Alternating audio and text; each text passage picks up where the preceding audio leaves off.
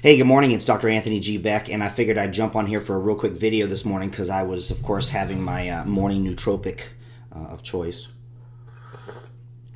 and the force is with me. So, one of the things I run into all the time is patients asking me about different sources of information and along the ways of studies, like, well, this study linked this to that, and so forth and so on. Well, there was one this morning, and it even comes in the face of a functional medicine group forum about a Harvard study. Now, one of the things I'm just going to tell you right now, I have learned that Harvard apparently is the nexus for all things and all knowledge and all truth, and it's the only place that's credible. You ever notice that Harvard always gets quoted? What about the University of Alabama? Roll Tide. And what about all these other colleges and all the other states that we have and all the different medical schools and research facilities and stuff like that? But no, the only one that ever gets quoted is Harvard. So very interesting. And the irony of it is I'm actually going to be up in Boston in 2 weeks. Hopefully all that snow is melted by then. Time to go study some lasers. But anyways, the thing about it is that there is so much information on the internet. I deem it the source of what I call the noise and confusion of all of us. So what that brings me to is, of course, we've learned a new term in this last election cycle called fake news. Well, there's tons of it. We all know what it is now. But the thing is where do you go to avoid fake news when it comes to the world of health is a bigger shopping cart full of information that I'm actually going to do a video on a little bit later this spring. It's going to be pretty cool. But the thing about it is there's one here that comes out of Harvard that basically is how to spot fake news, misinformation, and propaganda. And so we can see that here, right? Now, here's the irony of it. Like, most people tend to know that Harvard is a liberal, progressive mecca. And the history of the school is fantastic, but boy, has it ever been taken over by some pretty infective ideology, at least on its outward appearance. Of course, there's always the anomalies and people who don't necessarily fit into that category. But my entire point here is to share with you the fact that they go to this extent to put out this information. So I just want to give a little critique of Harvard's critique of news. So I do like this little visual take. They say 5 ways to spot and stop fake news. Don't get it and take it in. So the first thing is consider the source, right? If there's a strange domain website name like .lo or like .co or some weird thing that makes you think it means .com or it's com.co, they will mess with the actual URL. So that is true. A lot of sites will actually do that. They'll make a site that looks very similar to, like, say mine. They would use or something like yahoo.co or yahoo.com.co. Of course, Yahoo is a great source of fake news, and I can show you that because matter of fact, let's do that. Let's pick on Yahoo too while we're on that tag, because they used to be great back in the day. But as you'll scroll through yahoo.com, right? So what ends up happening is you see all these stories, but isn't it interesting? So many people realize, okay, here's Navy SEAL explains why you should end a shower with cold water. Okay, interesting. But see this right here, sponsored by Nugenics. Men hooked on GNC's #1 testosterone booster. I mean, this is such a source of fake news, it's unbelievable. So they'll give you a couple of more, decent articles from other places. Of course, don't get me started on USA Today and Washington Post along the lines of fake news. But then they'll throw in another sponsored one. So they get you in this hypnotic trance of scrolling through all these cool pictures, and you don't know. So this is a source of fake news. So that's another way of looking at it. But here's the thing. They tell you to, well, get a second opinion or install a browser plugin, right? Listed on this page to flag fake news in real time. Now, this is really interesting because if there's one way, if you ever want to control what someone sees or not, is to install a piece of software that by their definition gets to tell you if something is fake news or not. Now, let's take a look if we can trust this source, because you can go to all these different links and stuff like that. And this is guides.library.harvard.edu/fake. Okay, so that's what that is, okay? So if you go here to this, now let's look at what they suggest.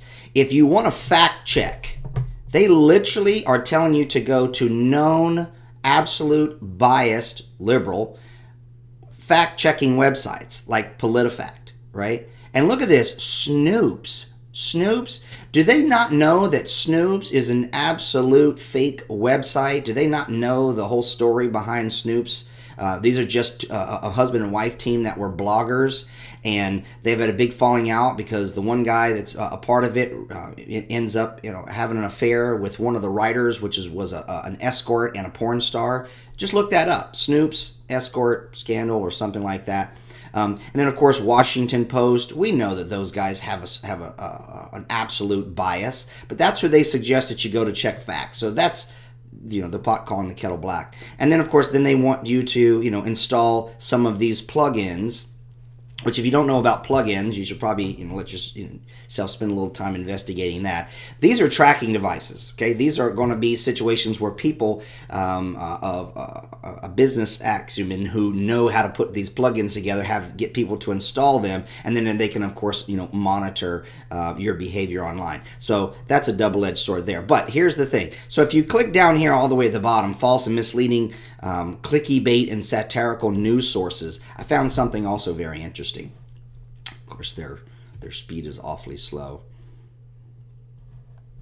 So one of the things is a lot of good information in here too. I'm not poo-pooing the whole thing. There are some really cool ideas like analyze the domain, right, and see if it's a blogger or any WordPress kind of a thing or what kind of a site it is.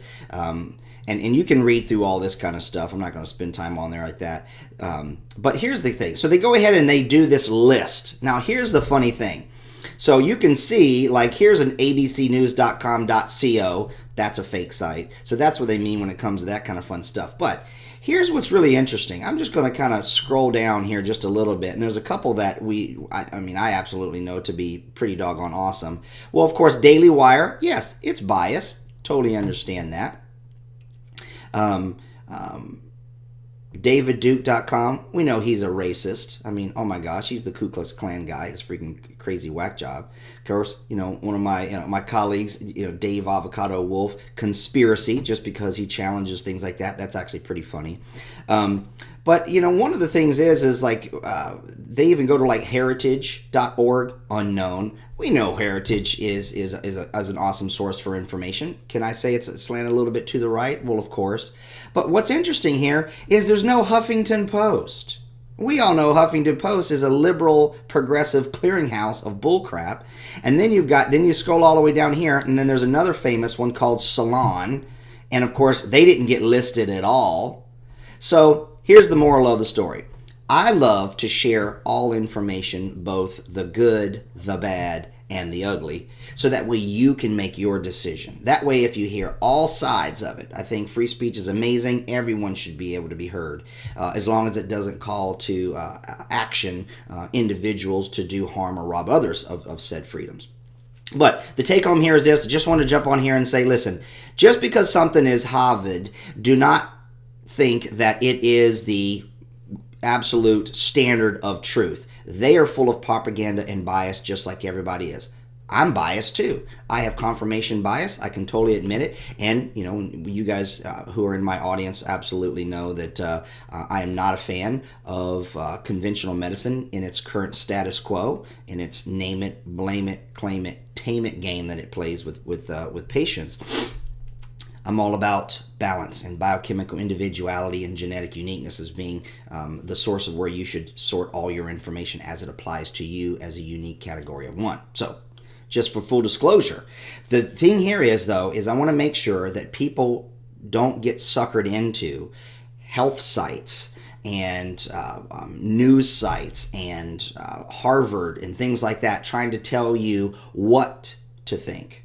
And that's a big difference. I don't tell people what to think. I will help and encourage them on how to think. And if it comes up with a difference of opinion than me, then so be it. But just want to share this with you guys here so you can kind of take a look from my perspective. This applies to health and research and studies and things like that. I'm going to do one a little bit more extensive. If you want to hear a little bit more about that, you can head over to my iTunes show called Balance Protocol podcast, and I actually do an entire episode about scientific study and statistics and linking and all the other kind of fun stuff. So I'd love to see you over there, and if you like that, make sure that you give me a positive review so that way other people can see how lovely and delicious the information is, and it moves me up on the rankings. Hey, capitalism for the win.